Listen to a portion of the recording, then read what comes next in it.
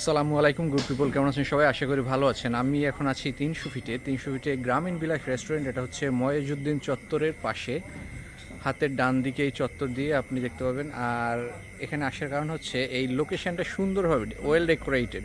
আমি যদি দেখাই, এদের এন্ট্রি গেট হচ্ছে এটা। মূলত এন্ট্রি গেট থেকে ঢুকেই সামনের দিকে একটা টঙের মতো ঘর আছে, সুন্দর একটা টঙের ঘর, উপরে লাইটিং করা, সেরাম সুন্দর।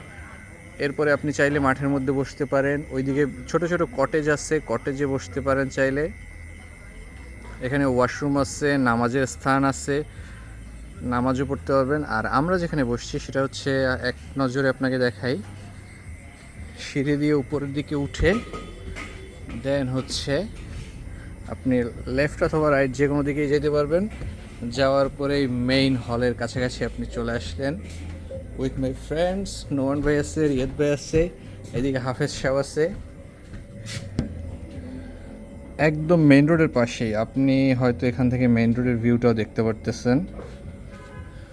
লোকেশনটা জাস্ট ওয়াও, অসম, ভাল লাগছে। থ্যাংক ইউ ভাই, এখান থেকে বিদায়